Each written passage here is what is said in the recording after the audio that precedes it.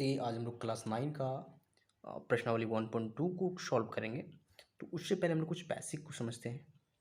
Basic क्या है कि संख्याओं को जो बांटा गया है, कैटेगराइज किया गया है, वो पहली कैटेगरी जो है वास्तविक संख्या और काल्पनिक संख्या का है। तो हम लोग को मेनली वास्तविक संख्या पढ़ना है। फिर वास्तविक संख्या को कैटेगराइज किया गया है, वो परिमेय संख्या और अपरिमेय संख्या है। यानी कि वास्तविक संख्या जो होती है सो परिमेय संख्या और अपरिमेय संख्या की संग्रह होती है। इन दोनों संख्याओं को अगर हम ऐड कर दें, मिला दें, तो वास्तविक संख्या प्राप्त होती है। तो यहाँ से वास्तविक संख्या का जो कॉन्सेप्ट है वो क्लियर होता है। अब हम क्वेश्चन को सॉल्व करेंगे। चलिए क्वेश्चन देखते हैं। प्रश्नावली 1.2 का जो फर्स्ट क्वेश्चन है वो क्या है कि नीचे दिए गए कथन सत्य हैं या असत्य हैं, कारण के साथ अपने उत्तर दीजिए। तो हमारे पास कथन आने के स्टेटमेंट दिया गया है और सत्य और असत्य का पता लगाना है। और अगर सत्य या असत्य है तो कारण के साथ उत्तर भी देना है। पहला क्वेश्चन जो है फर्स्ट क्वेश्चन वो क्या है कि प्रत्येक अपरिमेय संख्या एक वास्तविक संख्या होती है। हमारे पास जो स्टेटमेंट है सो ये है कि प्रत्येक अपरिमेय संख्या एक वास्तविक संख्या होती है। हम कॉन्सेप्ट पढ़ चुके हैं कि वास्तविक संख्या जो होती है वो परिमेय और अपरिमेय दोनों संख्याओं की संग्रह होती है। तो यहाँ सिर्फ क्वेश्चन में दिया गया कि प्रत्येक अपरिमेय संख्या एक वास्तविक संख्या होती है। तो ये कथन सत्य है,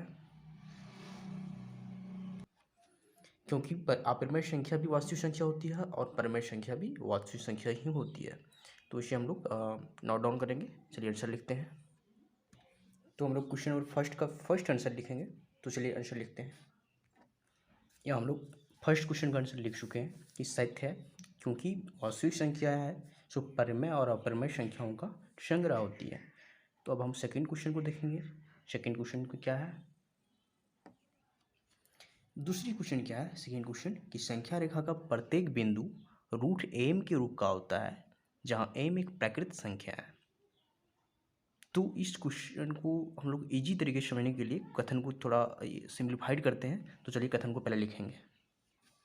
स्टेटमेंट हम लोग फिर से पढ़ते हैं कि संख्या रेखा का प्रत्येक बिंदु रूट एम के रूप का होता है, जहां एम एक प्राकृत संख्या है। तो इस स्टेटमेंट को सिंप्लीफाइड फॉर्म में देखते हैं हम लोग। उसका सिंप्लीफाइड रूप क्या है कि संख्या रेखा का प्रत्येक बिंदु प्राकृत संख्या m के वर्गमूल रूट m के रूप का होता है। तो संख्या रेखा पर कौन सी संख्या होती है, संख्या रेखा पर वास्तविक संख्या होती है। और वास्तविक संख्या के अंतर्गत पॉजिटिव संख्या, नेगेटिव संख्या, सारी संख्या आती हैं। तो ऐसा क्या संभव है कि किसी प्राकृतिक संख्या का वर्गमूल नेगेटिव संख्या हो सकता है? ऐसा संभव नहीं है। तो इसे हम लोग नंबर लाइन से समझेंगे प्रैक्टिकली। तो चलिए नंबर लाइन देख खींचते हैं। हम इस नंबर लाइन से किसी एक नेगेटिव संख्या को पिक करेंगे। सपोज -5 को ही ले लीजिए। तो क्या -5 को, इस -5 को हम लोग किसी प्राकृत संख्या के वर्गमूल के रूप में लिख सकते हैं? क्या ऐसा संभव है? अब हम किसी पॉजिटिव नंबर को ही चूज करते हैं। सपोज 7 को चूज करते हैं। तो 7 को भी क्या हम किसी प्राकृतिक संख्या के वर्गमूल के रूप में लिख सकते हैं? ऐसा संभव तो नहीं है। तो इसे हम लिखेंगे कि संभव नहीं है। तो ये कथन असत्य है। तो इसे, इसका कारण भी बताएंगे। चलिए लिखते हैं। तो हम लोग कारण के साथ इसका आंसर लिख चुके हैं कि असत्य है, क्योंकि संख्या रेखा पर धनात्मक और ऋणात्मक दोनों तरह की संख्या होती है, जबकि कोई भी ऋणात्मक संख्या किसी प्राकृतिक संख्या का वर्गमूल नहीं हो सकती है। अब हम तीसरे क्वेश्चन की बात करेंगे।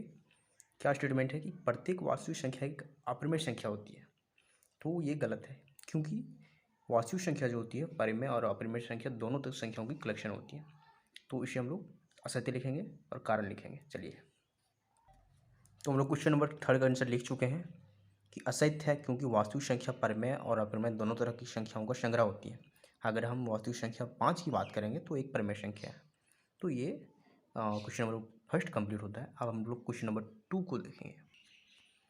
क्वेश्चन नंबर 2 क्या है कि क्या सभी धनात्मक पूर्णांकों के वर्गमूल अपरिमेय होते हैं? यदि नहीं तो एक ऐसी संख्या का वर्गमूल का उदाहरण दीजिए जो परिमेय संख्या है। तो यहाँ से क्वेश्चन नंबर 2 को भी हम लोग समझ सकते हैं कि सभी धनात्मक पूर्णांकों के वर्गमूल अपरिमेय नहीं होते। बहुत सारे एग्जाम्पल मिल सकते हैं अगर हम लोग ढूंढें तो हम लोग चलिए इसको भी हम लोग नोट डाउन करते हैं।